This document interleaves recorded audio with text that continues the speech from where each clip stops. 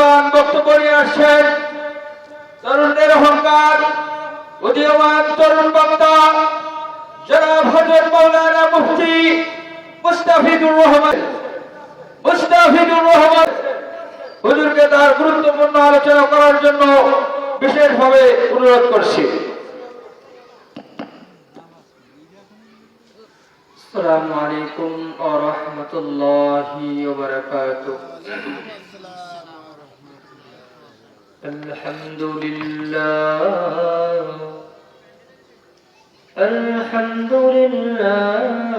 নাহমাদুহু ওয়া নাস্তাঈনুহু ওয়া নাস্তাগফিরুহু ওয়া নাউযু বিল্লাহি মিন শুরুরি আনফুসিনা মান ইয়াহদিহিল্লাহু ফালা মুদিল্লা লাহু ওয়া মান ইউদ্লিলহু ফালা হাদিয়া লাহু ওয়া নাশহাদু আন লা ইলাহা ইল্লাল্লাহু ওয়া নাশহাদু আন্না মুহাম্মাদান আবদুহু ওয়া রাসূলুহু أرسله بالحق بشيرا ونذيرا وداعيا إلى الله بإذنه وسراجا وقمرا منيرا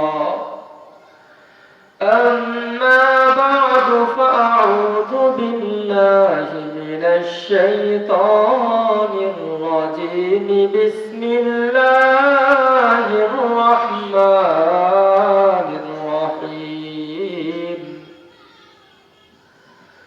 سبحان الذي أسرى بعبده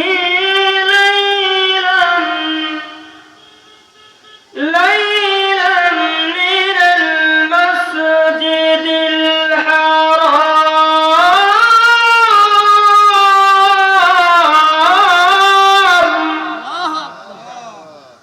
إلى آخر الآية.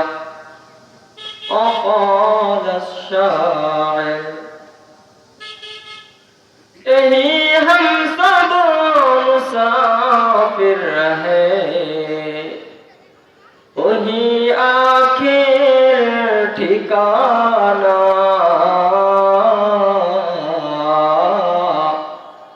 कोई आगे रवाना है कोई पीछे रवाना हयात तारी है कि मैं तेरे सामने किस तरह आओ न आओ तो दिले मुज़्तर को लेकर फिर कहाँ जाओ ओ फूल फूल जिस फूल में बुनी ही ओ दिल दिल नहीं जिस दिल में अल्लाह नहीं बलगल उला बिकमालिही कशफत तुजा बिजमालिही हसनत जमीउ खिसालिही सल्लु अलैहि व आलिहि اللهم صل على محمد النبي الأمي وعلى آله وسلم تسليما সিংহডাঙ্গা উত্তরপাড়া হিলফুল ফুজুল হাফেজিয়া মাদ্রাসার উদ্যোগে আয়োজিত পঞ্চম বার্ষিক ওয়াজ মাহফিল ও হালকা জিকির। এই মাহফিল যাদের অক্লান্ত পরিশ্রমে অনুষ্ঠিত হচ্ছে, আল্লাহ রাব্বুল আলামিন সকলের পরিশ্রমকে এমন একটা দিন, যে দিন সন্তানাদি স্ত্রী দুনিয়ার কেউ কোনো কাজে আসবে না, ওই দিন যেন এলাকাবাসীর নাজাতের মাধ্যম হয়ে আল্লাহ কবুল করে নেয়। সকলে বলে আমিন। এই মাহফিলকে ওসিলা করে এই জমিনের নিচে যত মাইয়াত শায়িত আছে তাদের ভিতরে যদি সামান্য পরিমাণ ঈমান থেকে থাকে, আল্লাহ সকলের কবরকে জান্নাতের বাগান বানিয়ে দিক। সকলে বলে আমিন। আমিন। এই মাহফিলের ময়দানগুলো অনেক দামি, আমরা মানি আর না মানি, বিশ্বাস করি আর না করি। আজকে যদি আমাদের নিঃশ্বাসটা বন্ধ হয়ে যায়, একটু আমরা চিন্তা করে দেখি, এই যে প্যান্ডেলে বসা আছে না, এখান থেকে আমাদেরকে কিন্তু আর ঘরের বিছনা উঠাবে না। কথা বলেন ঠিক কিনা? আর কিন্তু আমাদেরকে ঘরে নেবে না। এখান থেকে আস্তে করে তার বাড়ির বারান্দায় নিয়ে সন্তান বাবা বাবা করে কান্না করবে, স্ত্রী স্বামী স্মৃতিগুলো মনে করে কান্না করবে, ভাইয়েরা কান্না করবে, কিন্তু ঘরে কিন্তু আর কেউ নেবে না। ওখান থেকে কেউ যাবে মাইকে এনাম দেওয়ার জন্য, কেউ যাবে বাঁশ কাটতে, কেউ যাবে মসজিদে খাটিয়ে আনার জন্য। গোসলটা দিয়ে দেওয়ার পরে দূরের কোন লোকের না, আপন লোকরাই কিন্তু কাঁধে করে কবরের দিকে নিয়ে যাবে। কথা বলেন ঠিক কিনা? দূরের লোকেরা নেবে না, আপন লোকেরাই শত্রুর মতো ওই গোরস্থানে ফেলে রেখে আসবে, কবরে রেখে আসবে। গোসল দেওয়ার পরে 3টা বাঁধন দেয়। কয়টা বাঁধন দেয়? 3টা। 3টা বাঁধন দিয়ে কি বোঝায়? পায়ের বাঁধনটা দিয়ে বোঝায়, ও বান্দা বান্দি, দুনিয়াতে অনেক চলছো, অনেক ফিরছো, 2টা পা দিয়েছিলাম, এই পা দিয়ে হেঁটে তো 4 দোকানে গিয়ে গল্প গুজব কম করো নাই। এই 4 পা দিয়ে হেঁটে টিভি সিনেমা দেখার জন্য কম যাও নাই। এই পাটা তো এই জন্য দিয়েছিলাম যে আমার মসজিদে যাবা, ওই মাহফিলে আমার কথা শোনার জন্য যাবা, বান্দা যাও নাই তো। আজকে তোমার পায়ের ক্ষমতা শেষ, হাজার চেষ্টা করলো, যত বড় জমিদার হোক না কেন হাঁটতে পারবে। পায়ের বাঁধনটা দিয়ে বুঝায় দেবে, বান্দা আজকে তোমার পায়ের ক্ষমতা শেষ। হাতে একটা বাঁধন দেয়, দিয়ে বুঝায়, বান্দা রে, হাত দিয়ে অনেক কিছু করছো, অনেকের মাথায় বাড়ি দিয়েছো, অনেককে থাপ্পড় মারছো, অনেকের জায়গা জমি আর ঢাকা ঢাকা নিজের মধ্যে আনছো, মেম্বার ছিলে, মাতব্বর ছিলে, কেউ কিছু বলতে পারে নাই। চাচার 2 শতক জমি হয়ে গেছে 2.5 শতক। জিজ্ঞাসা করা হয়, চাচা 2 শতক জমি ছিল 2.5 শতক হলো কিভাবে? চাচা বলে, কুদালের বরকত। নাউজুবিল্লাহ বলেন। কিসের বরকত? কুদালের বরকতে 2.5 শতক হয়ে গেছে। ক্ষমতা আছে না, হাত শেষ। এরপর মাথায় একটা বাঁধন দিয়ে দেয়, দিয়ে বোঝাই, বান্দারে তোমাকে একটা মাথা দান করেছিলাম, ও বান্দা মাথা দিয়ে তুমি ভালো চিন্তা করতে পারো, খারাপও চিন্তা করতে পারো। এই মাথা দিয়ে আমার কুদরতে কদমে একটা সেজদা যদি দিতে, আরে বান্দা আমি আল্লাহ খুশি হয়ে যাইতাম, তোমার জীবনের গুনাহগুলো মাফ করে তোমার নামটা জান্নাতের খাতায় লিখে দিতাম। সুবহানাল্লাহ বলেন। মাথার ভিতরে একটা বাঁধন দিয়ে দেবে, দিয়ে বুঝাবে, বান্দারে দেখো দেখো তোমার মাথা নড়ানোর ক্ষমতা আর নাই। দুনিয়াতে আসার একটা সিরিয়াল আছে, কিন্তু যাওয়ার কোনো সিরিয়াল নাই। কথা বলেন ঠিক কিনা? এই জন্য আজকে দুনিয়ার ভিতরে আমরা দুনিয়ার জন্য পাগল। দুনিয়াতে কেউ 60-70 বছর এরকম জীবন যাপন করি, এরপরে কিন্তু দুনিয়াতে বিদায় নিয়ে কবরে যাওয়া লাগবে কি লাগবে না? এই জন্য আজকে যারা মাহফিলের প্যান্ডেলে আসতে পারছে তারাও ভাগ্যবান। কথা বলেন ঠিক কিনা? অনেকে মনে করতেছে বাইরে বাইরে ঘুরবো, চা খাবো, মাইকেও তো শোনা যায়। আপনি যদি শীত লাগে, কি লাগে? শীত লাগে। আপনি যদি ঘরে বসে মনে করেন যে আমার শরীরে আগুনের উত্তাপ চলে আসবে, আর একটা হলো আপনি চুলার পাশে গিয়ে বসলে, দুইটা কি এক হবে? চুলার পাশে গেলে যেভাবে তাপটা আপনার শরীরে লাগবে, দূর থেকে কি ওরকম তাপ লাগবে? কখনোই নয়। স্টেজে আসলে যে রহমতটা পাবেন, আল্লাহর হাবিব বলেন, যেখানে দিনের আলোচনা হয়, যতক্ষণ দিনের আলোচনা হয়, হাফাতুল মালায়েকা, ওই জায়গাটা রহমতের ফেরেশতারা রহমত দিয়ে ঢেকে দেয়। সুবহানাল্লাহ। আল্লাহ তাআলা ফেরেশতাদেরকে বলে, ফেরেশতারা ওখানে তোমরা জমা হয়েছো কিসের জন্য? আল্লাহ কিন্তু জানে, তারপরে ফেরেশতাদের মুখ থেকে উচ্চারণ করাইতে চায়। তখন ফেরেশতারা বলে, মালিক রে, যারা ওই যে প্যান্ডেলে গেছে না, তারা তোমাকে পাওয়ার জন্য গিয়েছে, জান্নাত চাই, জাহান্নাম থেকে মুক্তি চাই। আল্লাহ বলে, তারা কি আমাকে দেখছে? বলে না, ইয়া রাব্বুল আলামিন তারা তো দেখে নাই। আল্লাহ বলে, ও ফেরেশতারা সাক্ষী থেকো, উশহিদুকুম, তোমরা সাক্ষী থেকো, আন্নী কদ গফারতু লাহুম, আমি তাদেরকে maaf করে দিলাম। সুবহানাল্লাহ বলেন। ওয়া আতি মা সাআলু, তারা যে জান্নাত চায়, জাহান্নাম থেকে মুক্তি চায়, ওই জান্নাত আমি তাদেরকে দিয়ে দেব। সুবহানাল্লাহ। এটা কি মাহফিলের প্যান্ডেলে বাইরে থাকলে কি পাওয়া যাবে? একটু আমি একটা কথা বলি, আজকের আপনাদের যে মাহফিলটা, এই মাহফিলের বিষয়ে আমার আব্বা, আমি কালোপাড়ার মুতার মেম্বারের ছেলে, আপনারা অনেকেই চেনেন বা জানেন। আমি গত 3 বছর আপনাদের এখানে আসি, আমার আব্বা এখানে নিয়ে আসে। যা হোক, আমি যখন ঢাকায় ছিলাম সিসিওতে, আমার আব্বা সিসিওতে ছিল 7 দিন মতো। ওই সময়ে হুজুর ফোন দিয়ে বলছিল যে তোমাকে এবার মাহফিলে বক্তা হিসেবে নেওয়া হবে। এই কথাটা আমি যখন আমার আব্বার কাছে বলছিলাম, এত খুশি হয়েছিল আমি ভাষায় ব্যক্ত করতে পারবো না। আমার যেদিন মাহফিল হয়, গত বছর প্রায় 20টা মতো মাহফিল করছে, আমি তো ছোট মানুষ।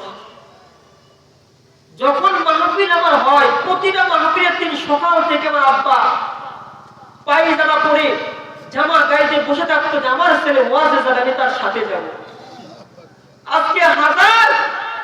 আজকে যখন দুপুর থেকে আমার কান্না আসতেছে এই বছরের, কিন্তু আজকে তার কবরের সামনে কেউ কান্না করছে, আজকে তাকে আনতে পারলাম না। দূরে দূরে যেখানে ওয়াজে যাইতাম, আমার মোটরসাইকেল আমাকে নিয়ে যেত, আবার নিয়ে আসতো। আজকে সেই বেচারা ইচ্ছা করলেও কি আসতে পারবে? আমি যখন আমার আব্বারে বললাম যে সিংহনাঙ্গা মাহফিলের দাওয়াত দিয়েছে আব্বা, তখন সে বলল যে সেই কথা বলতেছিল যে আমি কি 5 বার নাকি? আপনাদের অনেকের হয়তো বয়সে ছোট হবে, আজকে তার কিন্তু হায়াত নাই, ইচ্ছা করলে কিন্তু আসতে পারবে না। পারবে? এই জন্য দুনিয়াতে এমনই, প্রত্যেককেই দুনিয়া থেকে চলে যাওয়া লাগবে, কেউ আগে যাবে, কেউ পরে যাবে। এই জন্য দুনিয়ার যে সময়টা, এটা নিয়ামত মনে করতে হবে। জায়গা জমি তো কিনছিল তার একার নামে, যে আমার মতের মেম্বারে এত জমি আছে, মানুষ বলবে, এখন কিন্তু আর থাকলো না, আছে। ছেলেদের ভিতরে ভাগ হয়ে যাচ্ছে, ছেলেরা আমার গোছাবে, আমরা গোছাবো আমাদের ছেলেদের জন্য। দুনিয়ার নিয়ম এটাই যে অনেক জমি আমার হবে, আবার আমি মারা যাবো, আমার 4 ছেলে ভাগ করে নিয়ে যাবে, আবার কিন্তু বিচ্ছিন্ন হয়ে যাবে। দুনিয়া আদম আলাইহিস সালাম ছিলেন, যখন দুনিয়াতে আসছিলেন, যে পরিমাণ জমি ছিল 1 শতক কমছে, 1 শতক পড়ে নাই। আমার প্রতিটা মাহফিলে সে যাইতো, আপনাদেরকে খুব মহব্বত করতো, আপনাদের কথা খুব বলতো। এই জন্য এই দুনিয়া চিরস্থায়ী না। আমি যখন কবরে নামাইছি, আমার রাত্রিবেলায় ঘুমাইতে গেলে মনে পড়ে, আমার আলোচনার আনুষঙ্গিক কিছু কথা বলতেছি বাস্তবতা বোঝানোর জন্য, তাকে যে কবরের ভিতর রাখছিলাম, পানি উঠছিল।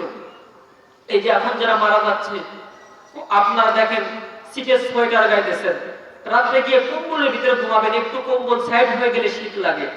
কিন্তু ওই যে যারা মারা যাচ্ছে, তাদেরকে যে 3-3.5 হাত মাটির নিচে রাখতেছি, কেউ কি কম্বল দিয়ে আসছেন একটা? কেউ কি তাদের জন্য কাঁধার ব্যবস্থা করছেন? একটু চক্ষু বন্ধ করে দেখেন, চক্ষুটা খুললে আপনার ডানে দেখতে পারতেছেন, বামে দেখতে পারতেছেন, কিন্তু এমন একটা দিন হবে চক্ষুটা বন্ধ হয়ে যাবে, হাজার চেষ্টা করলেও ডানে বামে দেখতে পারবে না। কথা বলেন ঠিক কিনা?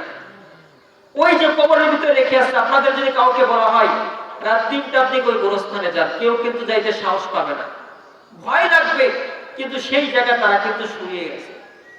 এই জন্য দুনিয়া থেকে চলে যাওয়া, এটাই বাস্তবতা। দুনিয়া থেকে কেউ দুনিয়াতে থাকতে পারে না, থাকবেও না। যদি থাকতো, আল্লাহর নবী হযরত মুহাম্মদ থাকতো, উনি কি আছেন? দুনিয়া থেকে বিদায় নিয়ে চলে গিয়েছেন। এই জন্য এই যে দুনিয়াতে যে সময়টা, আমি যখন ওখানে গিয়েছিলাম, বলছিলাম আব্বা মানে হজে নিয়ে যাবো, কে কে যাবে? বললো আমি যাবো, তোর মা যাবে, আর তুই যাবে, এরকম বলছিল। আমি কিন্তু আর নিতে পারলাম না। এই জন্য দুনিয়ার নিয়ম এটাই, সময় থাকতে কাজ করতে হবে, সময় চলে গেলে আর লাভ হবে না। এই শীতের সময় অনেক বৃদ্ধরা মারা যাচ্ছে, দুনিয়া থেকে বিদায় নিয়ে চলে যাচ্ছে, যুবকরাও মারা যাচ্ছে। এই জন্য আমরা মনে করি যে দুনিয়াতে চিরস্থায়ী হবে, দুনিয়াতে কেউ থাকতে পারবে না।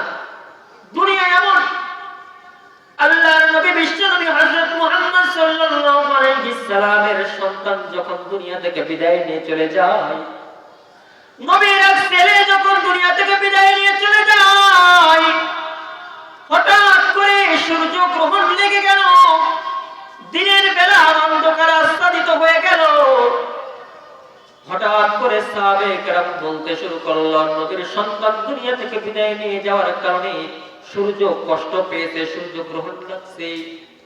আল্লাহর নবী বলেন, ইন্নাশ শামসা ওয়াল কমারা লা ইয়াখসিফান, চাঁদ সূর্য কখনো গ্রহণ লাগে না। বিমাউতি আহাদিকুম, তোমাদের কোন ব্যক্তি মারা যাওয়ার দ্বারা। আমার ছেলে থেকে হযরত আদম আলাইহিস সালাম দামি, কথা বলেন ঠিক কিনা? আমার ছেলে থেকে তো নবীরা বেশি দামি। সূর্য গ্রহণ লাগা যদি দরকার ছিল নবীদের ইন্তেকালের কারণে হয়তো, নবীরা যখন মারা গিয়েছে সূর্য গ্রহণ লাগে নাই। সূর্য কিন্তু সূর্যের গতিতে উঠতেছে আর ডুবতেছে, কথা বলেন ঠিক কিনা? সূর্য সূর্যের গতিতে উঠতেছে আর ডুবতেছে, চাঁদ চাঁদের গতিতে উঠছে আর ডুবতেছে। আপনাদের যাদের আপনজন চলে গিয়েছে, বাবা চলে গিয়েছে, মা চলে গিয়েছে, বাড়ির দিকে তাকায় দেখেন বাবার স্মৃতিগুলো মনে পড়ে কি পড়ে না? আমি এখন রাস্তা দিয়ে যদি মোটরসাইকেলও যাই, আমার মনে হয় ওই যে আমার বাবা মনে হয় মোটরসাইকেলে আসতেছে। এই জন্য যাদের বাবা মা জীবিত আছে আপনাদেরকে বলতে চাই, বাবা মা নিয়ামত তাদের হক আদায় করেন। আল্লাহর নবী বলেন, ও দুনিয়ার মানুষ রে, যদি বাবা মার দিকে তুমি নেক নজরে একবার তাকাও, তাকাইতে দেরি হয়, আল্লাহ রাব্বুল আলামিন কবুল হজের নেকি লিখতে তোমার আমলনামায় দেরি করে না। সুবহানাল্লাহ বলেন।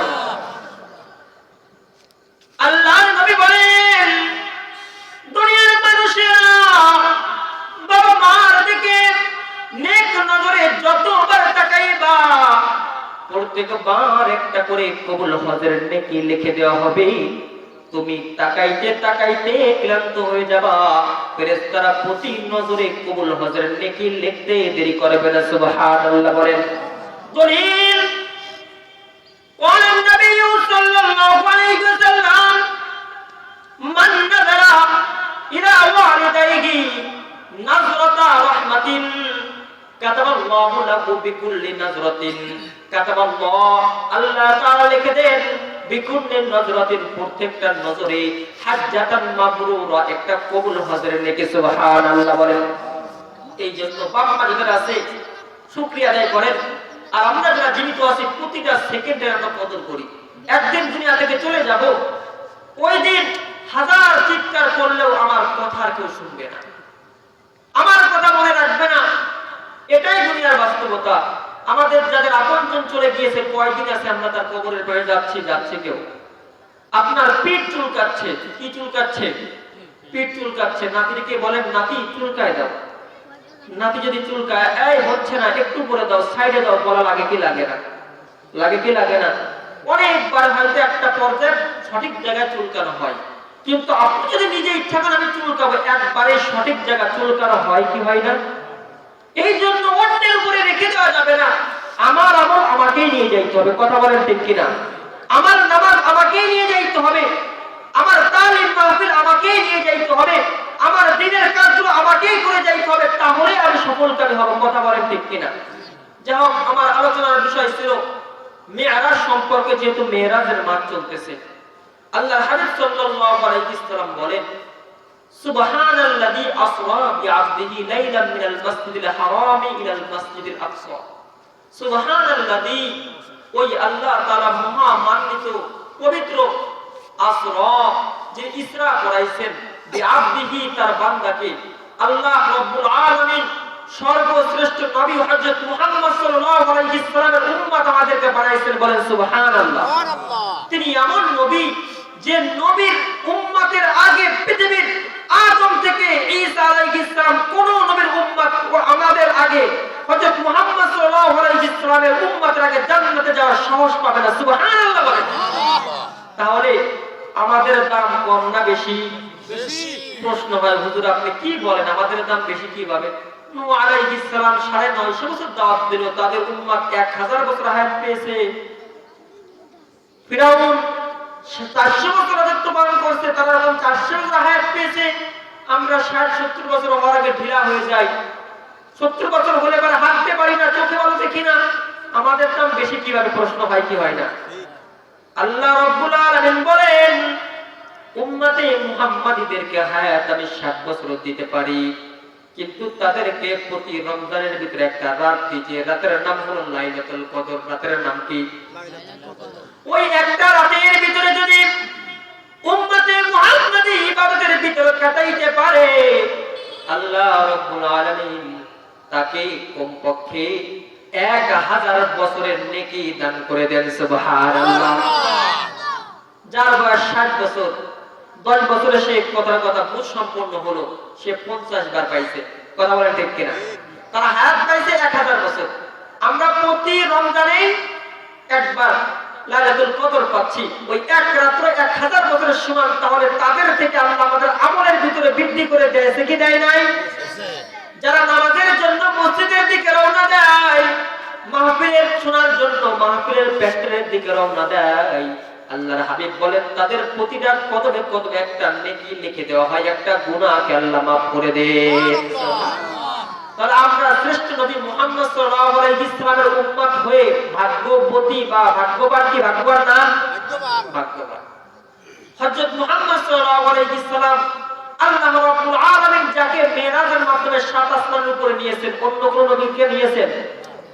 অন্য কোন নবীকে দেয় নাই। আল্লাহ রাব্বুল আলামিন স্বপ্নের মাধ্যমে নয়, সশরীরে, শরীর বিশিষ্ট অবস্থায় শরীর নিয়ে স্বপ্নের মাধ্যমে আপনি চক্ষু বন্ধ করে চাঁদের দেশে চলে যেতে পারেন। অনেকে যায় কি যায় না?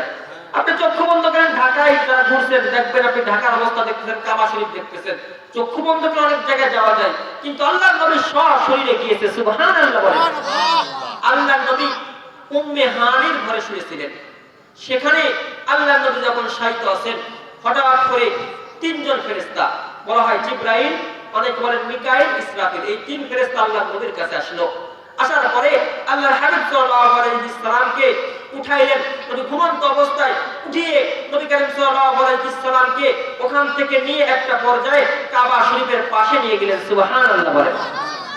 আল্লাহর নবী হযরত মুহাম্মদ সাল্লাল্লাহু আলাইহি ওয়াসাল্লাম যখন উম্মে হানির ঘরে শয়ন করা আছে, হঠাৎ করে নবী করিম সাল্লাল্লাহু আলাইহি ওয়াসাল্লাম উপরের দিকে তাকাইলেন, ছাদের দিকে তাকাইলেন। নবী দেখেন সাতটা বিদীর্ণ হয়ে গেল। সুবহানাল্লাহ বলেন। সাতটা পেটে গেল। ওখান থেকে 3 জন ফেরেশতা আসলো।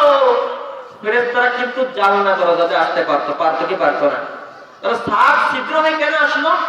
আল্লাহর নবীকে বোঝানো হলো, নবী গো, আজকে আপনাকে আশ্চর্য জগৎ দেখানো হবে। সুবহানাল্লাহ। এই জন্য আমাদের আশাটাও আশ্চর্যভাবে হয়েছে। আল্লাহর নবীকে উঠাইলেন, কাবা শরীফের পাশে নিয়ে গেলেন। নেওয়ার পরে নবী করিম সাল্লাল্লাহু আলাইহি ওয়াসাল্লামের বুকটা বিদীর্ণ করা হলো, সিনা চাক করা হলো, বুকটা ফেড়ে ফেলা হলো। আল্লাহর নবীর রূহ বের করা হলো, ঈমান বের করা হলো। একটা পাত্র স্বর্ণের আর একটা পাত্র রূপার। এই 2টা পাত্রের ভিতরে, এক পাত্রের ভিতরে নবী করিম সাল্লাল্লাহু আলাইহি ওয়াসাল্লামের রূহকে রাখা হলো, আর এক পাত্রের ভিতরে নবী করিম সাল্লাল্লাহু আলাইহি ওয়াসাল্লামের ঈমানকে রাখা হলো। আল্লাহর নবীর রূহ এবং ঈমানকে ফেরেশতারা জমজমের পানি মুবারক দিয়ে ধৌত করলেন। সুবহানাল্লাহ বলেন। এই জমজমের পানিকে যদি কেউ দোয়া করে, দোয়া করতে দেরি হয়, দোয়াটা কবুল হইতে দেরি হয় না। সুবহানাল্লাহ। আল্লাহর নবী করিম সাল্লাল্লাহু আলাইহি ওয়াসাল্লামের রূহটাকে আবার ভিতরে রেখে দেওয়া হলো। বর্তমানে হার্ট সার্জারি করা হয় কি হয় না? যারা হার্ট সার্জারি করে তারা আমাদের নবী হযরত মুহাম্মদ সাল্লাল্লাহু আলাইহি ওয়াসাল্লামের এই ঘটনা থেকে তারা উদ্ভাসিত হয়ে তারা এই ঘটনাকে গবেষণা করে আজকে হার্ট সার্জারি করা আবিষ্কার করছে। সুবহানাল্লাহ। বিজ্ঞানও আমাদের নবীর হার্ট সার্জারি থেকে তারা হার্ট সার্জারি করা শিখছে। আল্লাহর নবী হযরত মুহাম্মদ সাল্লাল্লাহু আলাইহি ওয়াসাল্লাম বিশ্ব নবী হযরত মুহাম্মদ সাল্লাল্লাহু আলাইহি ওয়াসাল্লামকে ফেরেশতারা একটা বুরাক করা হলো। বুরাক হলো, বুরাক শব্দের অর্থ হলো বিদ্যুৎ। বুরাক মানে কি? বিদ্যুৎ। এক জায়গা থেকে, এখান থেকে ঢাকা যাইতে মিনিট লাগে, সেকেন্ডের ভিতরে চলে যায়। কথা বলেন ঠিক কিনা? বিদ্যুৎ যেভাবে সেকেন্ডের ভিতরে এক জায়গা থেকে অন্য জায়গায় চলে যায়, আল্লাহর নবী হযরত মুহাম্মদ সাল্লাল্লাহু আলাইহি ওয়াসাল্লামকে যেহেতু বুরাকের মাধ্যমে আল্লাহর হাবিবকে আল্লাহ তাআলা 7 আসমান ভ্রমণ করাইছেন, এই জন্য এই বুরাককে বুরাক বলা হয়। সুবহানাল্লাহ। বুরাকের মাঝখানে বসতেন বিশ্ব নবী, সামনে বসতেন জিবরাইল, পিছনে বসতেন মিকাইল এবং ইসরাফিল। নবী করিম সাল্লাল্লাহু আলাইহি ওয়াসাল্লামকে নিয়ে রওনা দিয়েছে। নবী করিম সাল্লাল্লাহু আলাইহি ওয়াসাল্লামকে নিয়ে যখন সামনের দিকে রওনা দেয়, যাইতে যাইতে কিছু দূর পর যাওয়ার পরে আল্লাহর নবী দেখেন সাদা একটা জায়গা দেখা যায়। হযরত জিবরাইল আলাইহিস সালাম বলেন, কিফি ইয়া বুরাক, ও বুরাক এখানে থেমে যাও। বুরাক যখন থেমে গেল, নবী করিম সাল্লাল্লাহু আলাইহি ওয়াসাল্লামকে জিবরাইল বললেন, সাল্লি কিনা রাকাতাইনি, ও নবী এই জায়গায় আপনি 2 রাকাত নামাজ পড়েন। আল্লাহর নবী 2 রাকাত নামাজ পড়লেন। পড়ার পরে নবী বললেন, ও ভাই জিবরাইল, এই জায়গাটা কোন জায়গা? তখন জিবরাইল বললেন, ইয়া রাসূলুল্লাহ, এই জায়গা হলো মদিনাতুল মুনাওয়ারা, যে জায়গায় অল্প কিছুদিন পর হিজরত করে আপনি আসবেন, এই জায়গার নাম হলো ইয়াসরিব। আপনার সওয়াই এই জায়গাটা মদিনা মুনাওয়ারা হয়ে যাবে। সুবহানাল্লাহ। সোনার মদিনা, আমার প্রাণের মদিনা, সব ভুলিব কিন্তু তোমায় ভুলতে পারি না। সকলে বলি, সব ভুলিব কিন্তু তোমায় ভুলতে পারি না। ইয়াসরিব নামে ছিলে তুমি অলক্ষণের দেশ, ইয়াসরিব নামে ছিলে তুমি অলক্ষণের দেশ, তোমার সোয়াই হয়ে গেল সোনার মদিনা। ইয়াসরিব নামে ছিলে তুমি অলক্ষণের দেশ, তোমার সোয়াই হয়ে গেল সোনার মদিনা। সব ভুলিব কিন্তু তোমায় ভুলতে পারি না। সোনার মদিনা, আমার প্রাণের মদিনা, সব ভুলিব কিন্তু তোমায় ভুলতে পারি না। সুবহানাল্লাহ। আল্লাহর হাবিব হযরত মুহাম্মদ সাল্লাল্লাহু আলাইহি ওয়াসাল্লামের নামাজ পড়া কমপ্লিট হয়ে গেল। তখন জিবরাইল বলল, ওগো নবী, চলেন আমরা বুরাকের উপরে উঠব। বুরাকের উপরে উঠে আবার রওনা দিতে শুরু করলো। চলতে চলতে অনেক দূর যাওয়ার পরে আবার বলল, ওগো নবী, সাল্লি বিনা রাকাতাইন, এই জায়গা 2 রাকাত নামাজ পড়েন। আল্লাহর নবী বললেন, এটা কোন জায়গা? জিবরাইল বললেন, ইয়া রাসূলুল্লাহ, এটা হলো ওই পাহাড়, যেই পাহাড়ের উপরে এসে হযরত মুসা কালিমুল্লাহ আল্লাহ রাব্বুল আলামিনের সাথে সরাসরি কথা বলতে। সুবহানাল্লাহ। আল্লাহর নবী কত দামি নবী, যত দামি দামি নবীরা যত জায়গায় সফর করেছেন, আল্লাহ তাআলা এক রাতে সমস্ত জায়গা দেখাচ্ছেন। সুবহানাল্লাহ। এক কিতাবের ভিতরে আছে, আল্লাহর নবী যখন মেরাজে রওনা দিয়েছেন, নবী করিম সাল্লাল্লাহু আলাইহি ওয়াসাল্লাম আপনারা যখন দরজা থেকে বের হন, দরজার খিল নড়ে কি নড়ে না? সিটকানি নড়ে কি নড়ে না? তো নবী যখন ফেরত আসছেন, এসে দেখেন এখনো সিটকানি আগের মতো নড়তেছে। সুবহানাল্লাহ। আল্লাহ তাআলা বলেন, আমার বিশ্ব নবী মক্কা থেকে বাইতুল মাকদাসের দূরত্ব 1 মাসের রাস্তা। সুবহানাল্লাহ। ওই সময় কি রকেট ছিল, বিমান ছিল? ওই সময় মক্কা থেকে বাইতুল মাকদাস যাইতে 1 মাস লাগতো। কয় মাস? 1 রাত্রে সেখানে গিয়েছেন। এরপরে প্রথম আসমান, দ্বিতীয় আসমান, তৃতীয় আসমান, 7 আসমানের উপরে গিয়েছেন। দুনিয়া থেকে প্রথম আসমানের দূরত্ব 500 বছরের রাস্তা। সুবহানাল্লাহ। আমরা 500 বছর বাঁচিও না। 1 রাতের ভিতরে 7 আসমান 35,000 বছরের রাস্তা। কয় হাজার? 35,000 বছরের রাস্তা। আবার 7 আসমান, নবী যখন 7 আসমানে গেলেন, যাওয়ার পরে জিবরাইলকে বললেন, জিবরাইল, এখান থেকে আল্লাহ আরশ কত দূরে? তখন জিবরাইল বলল, ইয়া রাসূলুল্লাহ, আমরা 35,000 বছরের রাস্তা আসছি না, এই হলো এখান থেকে আল্লাহর আরশ আরো 70 গুণ দূরে, তার 1 ভাগ আমরা আসছি। আল্লাহু আকবার। 1 রাতে আল্লাহ নবীকে কোথায় নিয়ে গিয়েছেন? সুবহানাল্লাহ।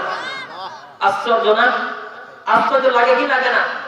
আল্লাহ নবী যখন ফেরত আসছিলেন, এদিকে পরে বলতেছি, নবী যখন ফেরত আসছিলেন, এসে নবী করিম সাল্লাল্লাহু আলাইহি ওয়াসাল্লাম উম্মে হানিকে বলেন, উম্মে হানি, জানো আজকে রাতে কি হয়েছে? কয় কি হয়েছে?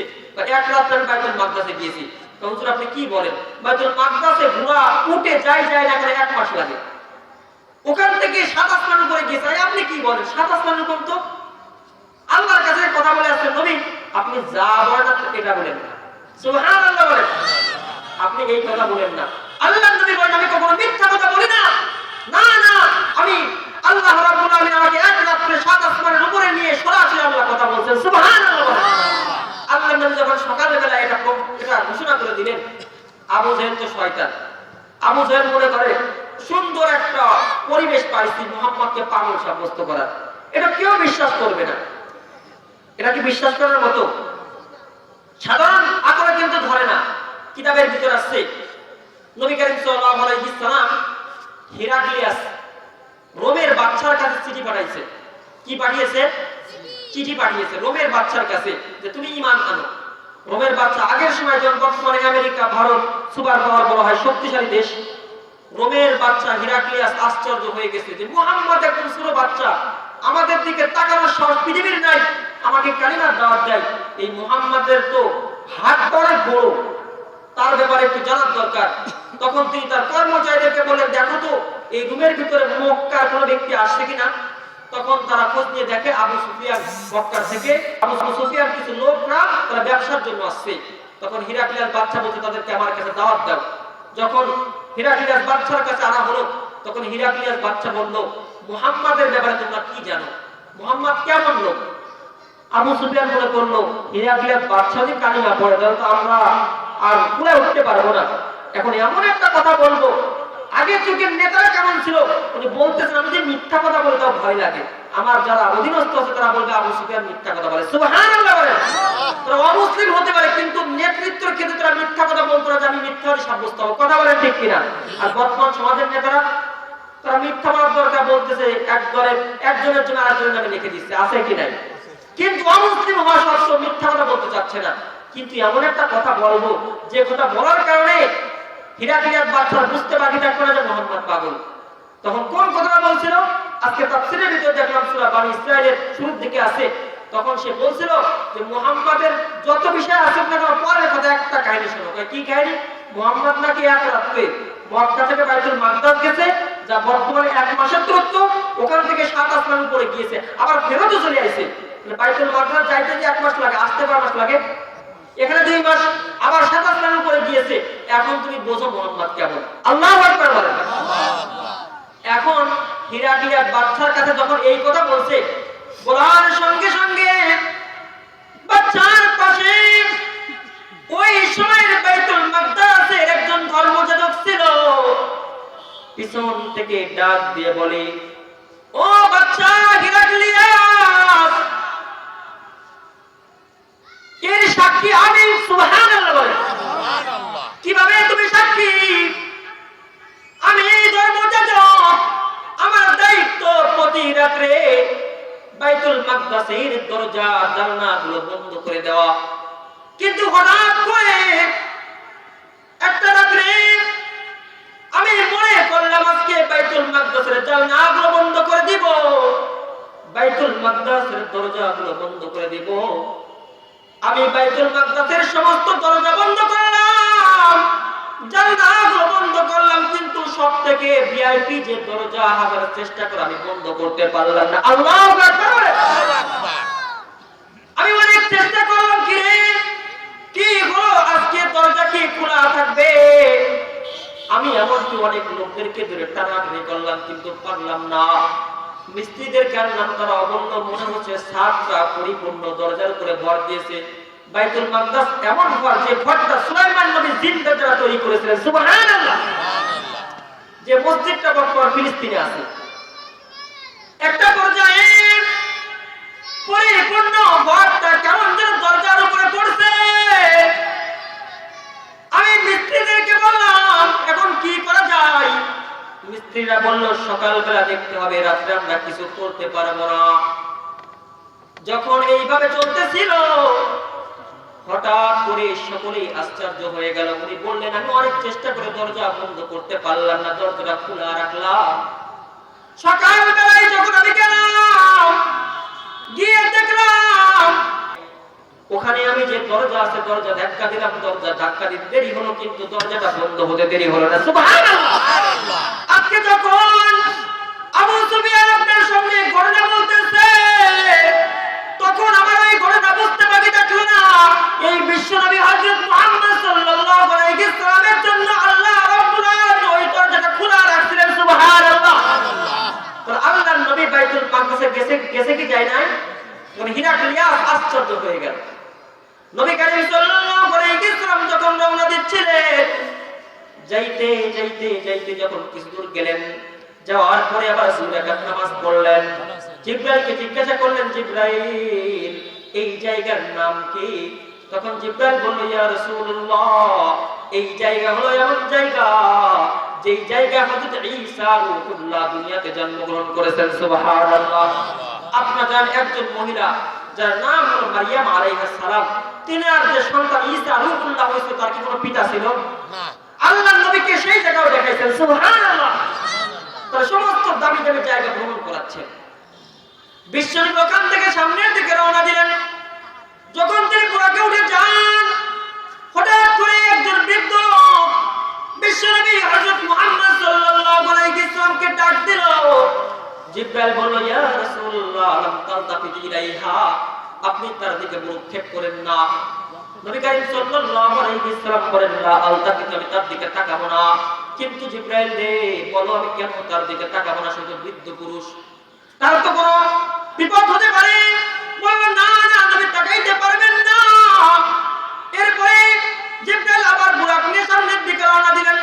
হঠাৎ করে একজন বৃদ্ধা মহিলা সাথে দেখা হলো। বৃদ্ধা মহিলা ডাক দিল, ইয়া রাসূলুল্লাহ। জিবরাইল বলল, লা তালতাফিতু ইলাইহা, নবী গো আপনি তার দিকে তাকাইতে পারবেন না। আল্লাহ নবী বললেন, লা তালতাফিতু ইলাইহা, কিছুতেই আমি তার দিকে তাকাইব না। কিন্তু বলো সে কি? বলল, ইয়া রাসূলুল্লাহ সামনের দিকে তো চলেন। নবী করিম সাল্লাল্লাহু আলাইহি ওয়াসাল্লাম বুরাক উঠে সামনে রওনা দিলেন। কিছু দূর যাওয়ার পরে আবার একজন সুন্দরী মহিলা নবীকে ডাক দিল। জিবরাইল বলল, ইয়া রাসূলুল্লাহ লা তালতাফিত ইলাইহা, আপনি তার দিকে তাকান না। নবী বললেন, না না আমি তাকাইব না। কিন্তু জিবরাইল বলো, এই তিনটা লোককে যারা আমাকে ডাক দিল, কিন্তু আমি তাদের ডাকে সাড়া দিলাম না। তখন জিবরাইল বলল, ইয়া রাসূলুল্লাহ, প্রথম যে বৃদ্ধ লোকটা আপনাকে ডাক দিল সে হলো ইবলিস, শয়তান। নাউযুবিল্লাহ বলেন। যদি আপনি তার ডাকে সাড়া দিতেন, আপনার যত গুনাহগার উম্মত আছে তারা কখনো ইবলিসের চক্র থেকে বাইরে এসে জান্নাতি হতে পারবে না। সুবহানাল্লাহ বলেন। নবী বলেন, বুঝলাম। কিন্তু দুই নাম্বার যে বৃদ্ধা মহিলা সামনে ছিল, তার ডাকে আমি কেন সাড়া দিলাম না? তখন বলা হলো, নবী গো এর দুইটা ব্যাখ্যা। এক নাম্বার ব্যাখ্যা হলো, ওই যে বৃদ্ধা মহিলা সে হলো দুনিয়া। সে হলো কি? সে হলো কি? বৃদ্ধা মহিলা দুনিয়া হয় কিভাবে? দুনিয়াতে যত মানুষ আসে, বাবার পেটে আসে না মায়ের পেটে আসে? তাহলে মার সাথে বৃদ্ধা মহিলার মিল আছে কি নাই? আল্লাহর হাবিবকে বলা হলো, ইয়া রাসূলুল্লাহ এটা হলো দুনিয়া। দুই নাম্বার ব্যাখ্যা হলো, সে বৃদ্ধা হয়ে গিয়েছে, মানে দুনিয়ার হায়াত শেষ হয়ে যাচ্ছে। সুবহানাল্লাহ বলেন। দুনিয়ার হায়াত ওই বৃদ্ধা মহিলার মতো শেষ হয়ে যাচ্ছে। আদম আলাইহিস সালাম থেকে শুরু হয়ে আপনি পর্যন্ত দুনিয়ার অবস্থা শেষের দিকে আসতেছে। যদি আপনি তার ডাকে সাড়া দিতেন, আপনার গুনাহগার উম্মত কখনো দুনিয়া বিমুখ হয়ে আল্লাহর জান্নাতি হতে পারত না। সুবহানাল্লাহ। এরপর নবী বললেন, ওই যে সুন্দরী রমণী সে কে? বলা হলো, ইয়া রাসূলুল্লাহ সে হলো দুনিয়ার চাকচিক্য, দুনিয়ার মহিলারা। এই মহিলাদের পিছনে পড়ে দুনিয়ার সমাজের পুরুষরা নষ্ট হয়ে যায়। কথা বলেন ঠিক কিনা? মহিলা এসে বলে, তোমার বাড়ি যাব না, আমাকে ফ্রিজ কিনে দেওয়া লাগবে। কয় কি কয় না? আমাকে দুইতলা বিল্ডিং করে দিতে হবে। দুইতলা বিল্ডিং করবে কিভাবে বলেন? অনেক হুজুরাই আমাদের ছেড়ে দেয়। কি করবে? স্ত্রীর চাহিদা পাঁচতলা বিল্ডিং বানায় দাও, এই দাও ওই দাও, যত অশান্তি স্ত্রীদের কারণে। কথা বলেন ঠিক কিনা? দুনিয়াকে চিরস্থায়ী, তাদের একটু চিন্তা করার দরকার। একটা ছেলে যদি বিদেশ যায়, তার কাছে কত চাহিদা। এই কথা বলে না যে বাবা তুমি প্রতি মাসে 30,000 40,000 পাঠাচ্ছ। তাদের কথা হলো, অমুকের ছেলে পাঠাচ্ছে 1 লক্ষ, তুমি 30 পাচ্ছ কেন?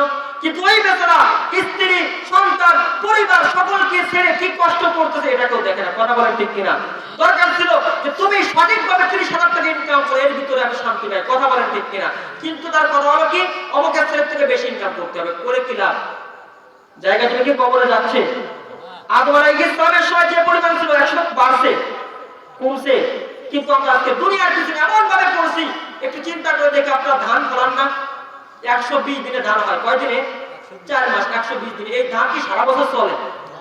সব থেকে সর্বোচ্চ 4 মাস। তার জন্য আপনি সকালে শীতের ভিতরে পাত্রে পানি দিচ্ছেন, ধান লাগাচ্ছেন, কত পরিশ্রম করতেছেন, যা আপনার 4 মাস থাকতেছে। কিন্তু যেখানে শুরু আছে যে কবরের শেষ নাই, তার জন্য আপনি ফজরের নামাজটা পড়তে পারলেন না। কথা বলেন ঠিক কিনা? আমরা আজকে দুনিয়ার জন্য সব শেষ করে দিচ্ছি, কিন্তু যে জায়গার জন্য দরকার তার জন্য কিছুই রাখতেছে না। কথা বলেন ঠিক কিনা? আজকে যারা বিদেশ যাচ্ছে, কোথায় যাচ্ছে? বিদেশ যাচ্ছে, দেশে টাকা পাঠায়, পাঠায় কি পাঠায় না? দেশে টাকা পাঠায়। তারা যদি মনে করে বিদেশে বিল্ডিং করবো, বিদেশে কোনো পাগল বিল্ডিং করবে, সব পাঠাবে দেশে। কেন বলেন তো? যে আমার দেশে আমার পাঠাইলে আমার সন্তান সুখে থাকবে, আমার স্ত্রী সুখে থাকবে, বাপ মা সুখে থাকবে, ওখানে গিয়ে আমি কিছুদিন সুখে কাটাইতে পারবো। কথা বলেন ঠিক কিনা? যদি ওই লোক না পাঠায় তাহলে দেশে আসলে কি শান্তি পাবে? আর সবাই তাকে খারাপ বলবে। কথা বলেন ঠিক কিনা? অন্যভাবে কবরে তো আমাদেরকে যাইতে হবে। ওখানের জন্য আমরা কি পাঠাচ্ছি? পাঠাচ্ছি 5 ওয়াক্ত নামাজটাও পড়াতে পারতেছি না। কথা বলেন ঠিক কিনা? যা হোক, আল্লাহর নবী একটা পর্যায়ে বাইতুল মাকদাসে গেলেন। লম্বা আলোচনা করার সময় নেই, কেটে কেটে কথাগুলো বলতেছি। বিশ্বনবী হযরত মুহাম্মদ সাল্লাল্লাহু আলাইহি ওয়াসাল্লাম যখন রওনা দিয়ে সামনের দিকে রওনা দিলেন, হঠাৎ করে আশ্চর্য কিছু জিনিস আল্লাহ রাব্বুল আলামিন বিশ্বনবীকে দেখাইলেন। সুবহানাল্লাহ বলেন। আশ্চর্য কিছু জিনিস নবী করিম সাল্লাল্লাহু আলাইহি ওয়াসাল্লাম দেখলেন।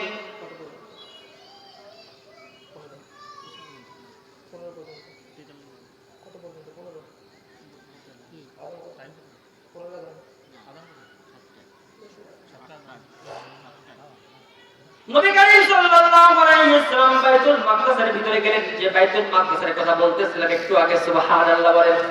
এর আগেও কিছু বর্ণনা আছে, বলার সময় নাই। বাইতুল মাকদাসে যখন বিশ্বনবী গেলেন, যাওয়ার পরে তিনি আশ্চর্য দেখেন আদম আলাইহিস সালাম থেকে যত নবীরা দুনিয়ার ভিতরে আল্লাহ রাব্বুল আলামিন পাঠাইছেন, অনেকে বলেন 1,24,000, অনেকে বলেন 2,24,000। এর আসল কোন একমাত্র আল্লাহ ভালো জানে। সমস্ত নবীরা দাঁড়িয়ে আছেন, নবী করিম সাল্লাল্লাহু আলাইহি ওয়াসাল্লাম জান্নাত জায়গা পাচ্ছেন না। আল্লাহু আকবার বলেন। বিশ্বনবী আশ্চর্য, কোথায় দাঁড়াবো? মসজিদটা ফিলাপ হয়ে গিয়েছে, বাকি যে জায়গাগুলো ফেরেশতারা উপস্থিত। জিবরাইল বলেন, ইয়া রাসূলুল্লাহ, সামনের দিকে চললেন। যাইতে যাইতে যাইতে যাইতে যেখানে ইমামতি করা হয় ওই জায়গা খালি আছে। আল্লাহর নবী ওই জায়গায় ইমামতির জন্য দাঁড়ায় দেওয়া হলো। সুবহানাল্লাহ। আল্লাহ তাআলা সমস্ত নবীদের ইমামতি করাইলেন। আমাদের নবী হযরত মুহাম্মদ সাল্লাল্লাহু আলাইহি ওয়াসাল্লামকে আল্লাহু আকবার বলে। আল্লাহ তাআলা বুঝায় দিলেন, নবী গো, আপনি শুধু জমিনের নবী নয়, এই বাইতুল মাকদাসে আসার আগে যত দামি দামি জায়গা আছে এই সমস্ত জায়গা আপনাকে দেখানো হয়েছে। ওই সমস্ত জায়গার নবী আপনি। সুবহানাল্লাহ। শুধু তাই নয়, এখানে যত আদম আলাইহিস সালাম থেকে আপনি পর্যন্ত যত নবী আছে সমস্ত নবীদের সর্দার আপনাকে বানায় দিলাম। সুবহানাল্লাহ। আল্লাহর নবী ওখানে ইমামতি করলেন। করার পরে আবার এক প্রকার জিনাত, এক প্রকার লিফট চলে আসলো। সুবহানাল্লাহ বলেন। এই লিফট আবিষ্কার করেছে ওখান থেকে, লিফট। আল্লাহ নবী বুরাক নিয়ে লিফটের ভিতরে উঠলেন। কিভাবে? বর্তমান 4 তলা 5 তলার ভিতরে মানুষ হুইল চেয়ারে লিফটের ভিতরে, লিফটের মাধ্যমে ওঠে কি ওঠে না? নবী কারণ বুরাকে আছেন, এই বুরাকটা লিফটের ভিতরে উঠলো। লিফটের মাধ্যমে আল্লাহর হাবিবকে প্রথম আসমানের দিকে নিয়ে যাওয়া হলো। সুবহানাল্লাহ। যখন বিশ্বনবী প্রথম আসমানে চলে গেলেন, প্রথম আসমানে একজন ফেরেশতা আছে, ফেরেশতার নাম হলো ইসমাঈল। সুবহানাল্লাহ বলেন। ইসমাঈল আলাইহিস সালাম প্রথম আসমানের দায়িত্বশীল ফেরেশতা। উনার অধীনে আরো 12,000 ফেরেশতা আছে। কয় হাজার? আর প্রত্যেকটা ফেরেশতার অধীনে 1,00,000 করে ফেরেশতা আছে। সুবহানাল্লাহ। ইসমাঈল ফেরেশতা যেমন বর্তমান সরকারের অধীনে অনেক এমপি আছে, আছে কি নাই? আবার এমপিদের অধীনে অনেক মেম্বার, চেয়ারম্যান, মাতব্বর আছে কি নাই? ইসমাঈল ফেরেশতার অধীনে 12,000 ফেরেশতা আছে, সরদার ফেরেশতা। আর প্রত্যেকের অধীনে 1,000 করে, 1,00,000 করে ফেরেশতা আছে। তাহলে ক্যালকুলেটর হিসাব করা লাগবে। কথা বলেন ঠিক কিনা? আল্লাহর নবী যখন প্রথম আসমানে গেলেন, যাওয়ার পরে ইসমাঈল ফেরেশতা প্রথম আসমানে গিটের ভিতরে দাঁড়ায় আছে। জিবরাইল আলাইহিস সালাম যখন প্রথম আসমানের সামনে গেলেন, ইসমাঈল ফেরেশতা বললেন, আসসালামু আলাইকুম, আপনাদের উপরে শান্তি বর্ষিত হোক। আপনারা কারা? সুবহানাল্লাহ বলেন। জিবরাইল বলল, দেখেন আমার পিছনে মুহাম্মদ সাল্লাল্লাহু আলাইহি ওয়াসাল্লাম আছে, যার জন্য আল্লাহ রাব্বুল আলামিন এত সুন্দর আসমান জমিন তৈরি করেছেন। সুবহানাল্লাহ। তুমি যে আসমানে আছো, এই আসমান আল্লাহ তার জন্য সাজাইছেন। সুবহানাল্লাহ। সেই নবীকে আজকে মেরাজে নিয়ে যাওয়া হচ্ছে। বলল, তোমাদের জন্য কি আল্লাহর পক্ষ থেকে অনুমতি আছে? আল্লাহু আকবার। প্রশ্ন হতে পারে, নবীর জন্য অনুমতি চাওয়া হচ্ছে, এখান থেকে একটা শিক্ষা আছে। আপনি দামি হতে পারেন, মেম্বার হতে পারেন, মাতব্বর হতে পারেন, আপনি এমপি মন্ত্রী হতে পারেন, কিন্তু যখন আপনি কারো বাড়িতে যাবেন ওই বাড়িতে যাওয়ার আগে অনুমতি নেওয়ার দরকার আছে কি নাই? বুঝাইছেন ইসমাইল ফেরেশতা ওই আসমানের দায়িত্বশীল আছেন, তার বাড়িতে যাওয়ার জন্য তার অনুমতি না দিয়ে বাড়ির ভিতরে ঢুকা যাবে না। আল্লাহু আকবার বলেন। কিন্তু সমাজের ভিতরে আমরা হঠাৎ করে একজনের বাড়িতে আব্দুল মজিদ মজিদ বলতে বলতে ঢুকে যায়, কবিরা গুনাহ হবে, নাউজুবিল্লাহ বলেন। বাড়ির ভিতরে মহিলারা বিভিন্ন অবস্থায় থাকতে পারে কি পারে না? এই জন্য আল্লাহর নবীকে এখান থেকে ঠেকা বোঝানো হলো যে প্রথম আসমানের দায়িত্বশীল তার বাড়ি যাইতে হলে অনুমতি নেওয়া লাগবে। দুনিয়ার ভিতরে যখন কেউ কারো বাড়ি যাবে ওখানেও অনুমতি নেওয়া লাগবে। সুবহানাল্লাহ।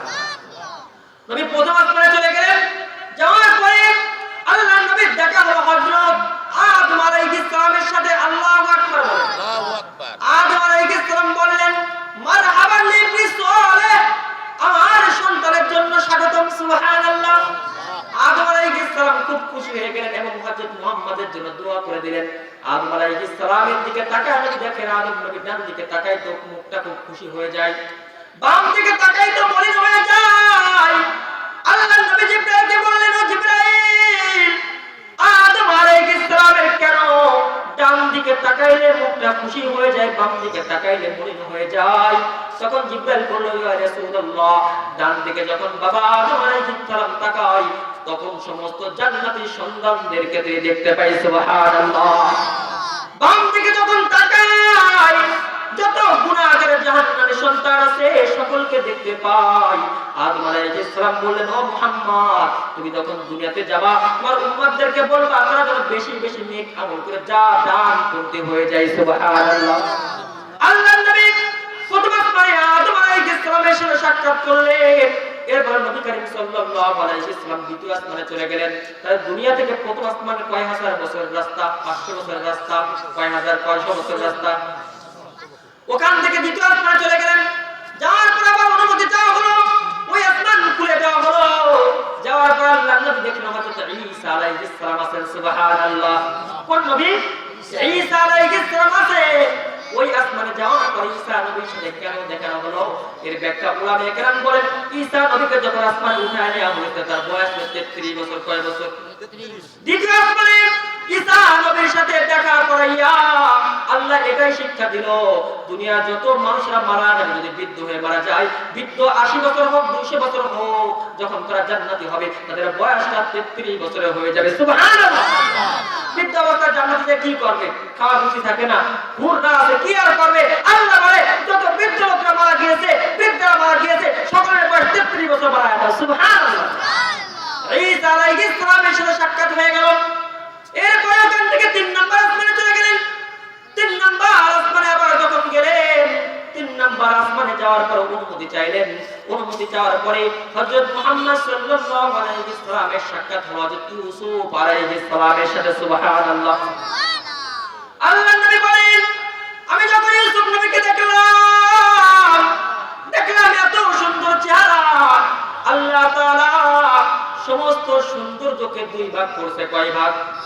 2 ভাগ করে 1 ভাগ সারা পৃথিবীর সমস্ত মানুষদেরকে দিয়েছে, আর 1 ভাগ সৌন্দর্য হযরত ইউসুফ আলাইহিস সালামকে দান করা হয়েছে। সুবহানাল্লাহ।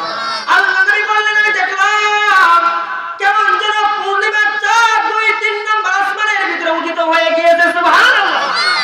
আল্লাহ নবী কেন ইউসুফ আলাইহিস সালামকে আল্লাহ তাআলা 3 আসমানে দেখাইলেন? দেখা বুঝাইলেন, নবী গো, দুনিয়ার ভিতরে অনেক পুরুষেরা খাটো হতে পারে, কালো হতে পারে, যাই হোক না কেন প্রত্যেকের চেহারা হবে হযরত ইউসুফ আলাইহিস সালামের মতো সুন্দর। সুবহানাল্লাহ। সকলে লম্বা হবে 60 হাত আদম আলাইহিস সালামের মতো। কার মতো?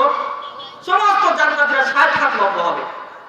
বয়স হবে 2 নম্বর আসমানে বয়স হবে 33 বছর। 3 নম্বর আসমানে ইউসুফ আলাইহিস সালামের মতো সুন্দর চেহারা অধিকারী হবে। সুবহানাল্লাহ। দুনিয়া থেকে পরীক্ষা, দুনিয়া থেকে পরীক্ষা। আল্লাহর নবী এরপরে 4 নম্বর আসমানে চলে গেলেন। 4র্থ আসমানে যখন গেলেন, যাওয়ার পরে তিনি দেখলেন হযরত ইদ্রিস আলাইহিস সালাম। সুবহানাল্লাহ বলেন। ইদ্রিস আলাইহিস সালাম তিনি এমন একজন নবী ছিলেন, আমাদের লেখার কাজ করি না, এই সর্বপ্রথম এই লেখা আবিষ্কার করেছে হযরত ইদ্রিস আলাইহিস সালাম। সুবহানাল্লাহ। কাপড় বুনে না, এই কাপড় বুননের কাজ হযরত ইদ্রিস আলাইহিস সালাম করেছে। আরেকটা কাহিনী আছে, সময় যে সংকীর্ণ। হযরত ইদ্রিস আলাইহিস সালাম অনেকে বলেন ওনার দুনিয়াতে ওনার কাপড় হয় নাই, দাফন হয় নাই। সুবহানাল্লাহ। আল্লাহর নবী ইদ্রিস আলাইহিস সালাম যখন দুনিয়াতে ছিলেন ইদ্রিস আলাইহিস সালামের সাথে এক ফেরেশতা বন্ধুত্ব করতে চেয়েছিল। বেদায়া আর নেহায়া কিতাবের ভিতরে ঘটনাটা আছে। অনেকে বলেন জয়ীফ হাদিস, ঘটনার কিতাবে পাওয়া যায় ইদ্রিস আলাইহিস সালামের সাথে বন্ধুত্ব করতে চেয়েছিল এক ফেরেশতা।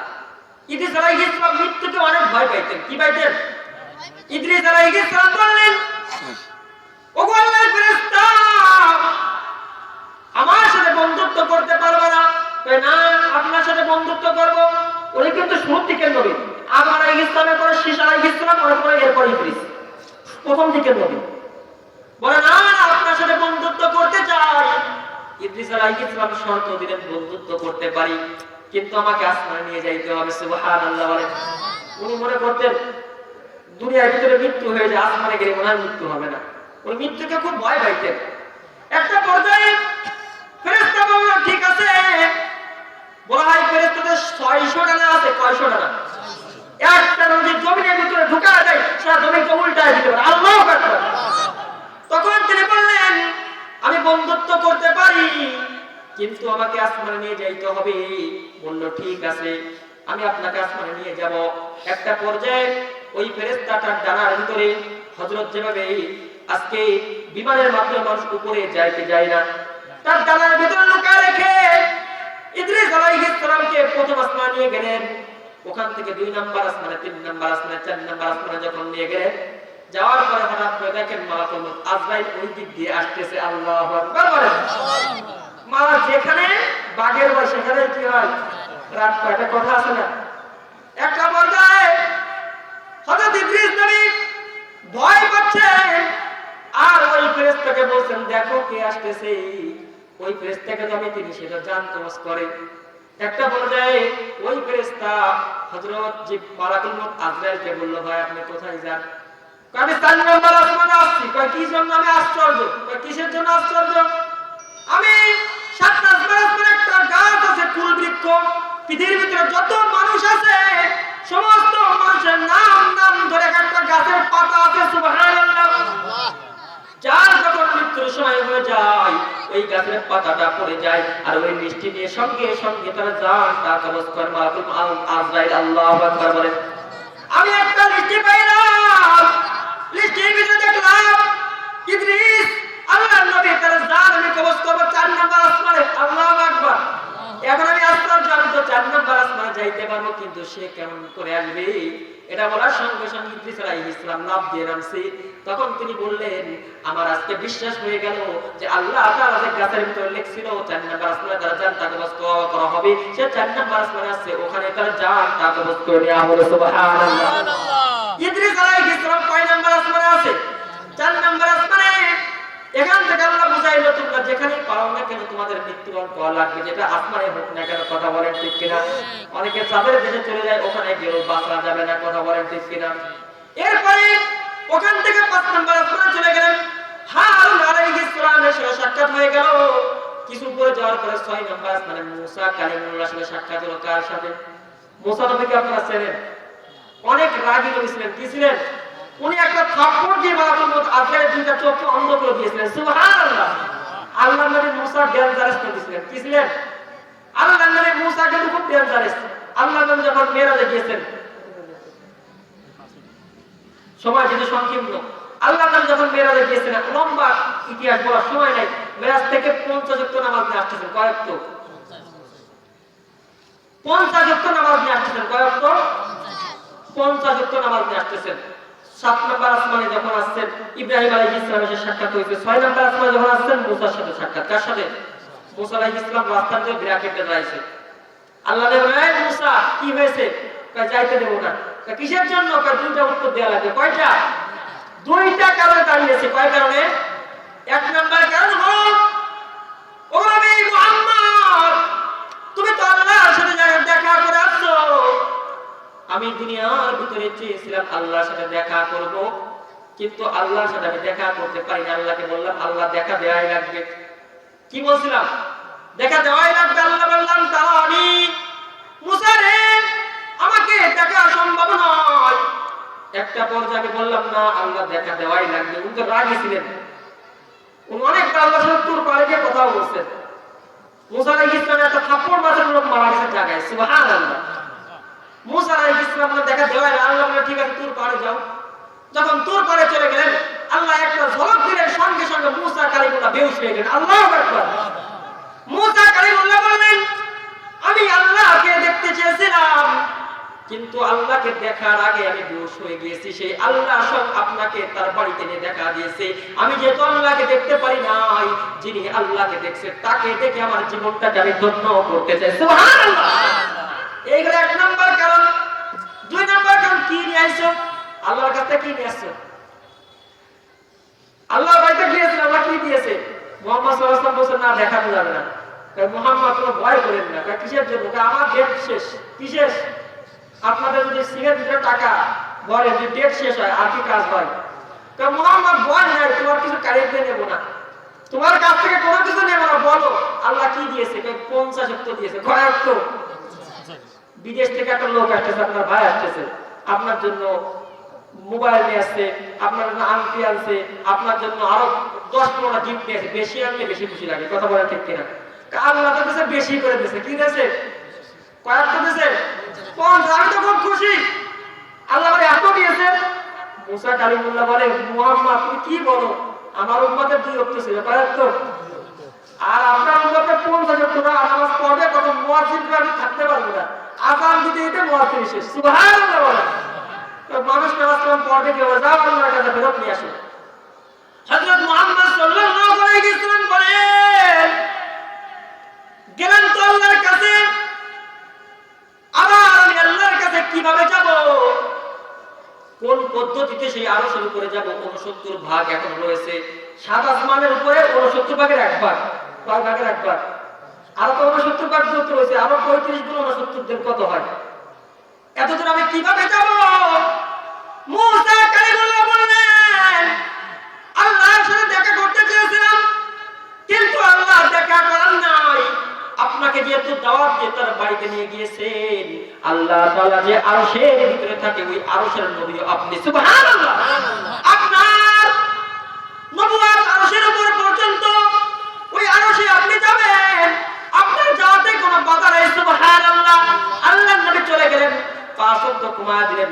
মুসার সাথে আবার দেখা কয় 5 ওয়াক্ত ঘুমায় দিয়েছে, আর 45 আছে। সুবহানাল্লাহ বলেন। না না পারবে না, আবার যাও আবার যাও আবার যাও। মোট 9 বার দিয়েছেন। কয়বার? বন্ধুর বাড়িতে যদি 1 বার 2 বার বাড়িতে লজ্জা লাগে না? মুসা আলাইহিস সালাম আবার যাও, এও পারবে না।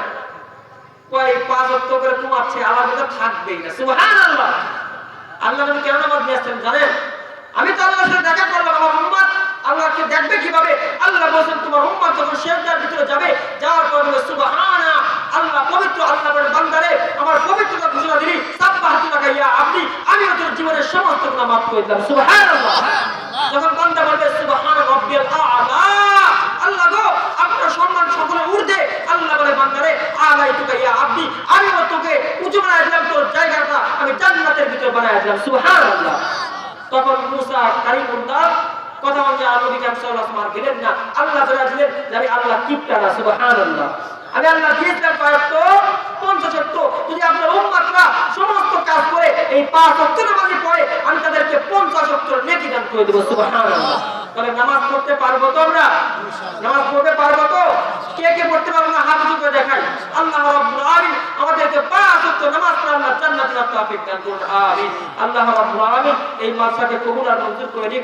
এই মাদ্রাসার সাথে যারা থাকবে আল্লাহ তাদেরকে আল্লাহ রাব্বুল আলামিন তাদেরকে হাসরের ময়দানে জান্নাতের তৌফিক দান করুন। সকলে বলে আমিন। ওয়া আখির দাওয়ানা আলহামদুলিল্লাহি রাব্বিল আলামিন।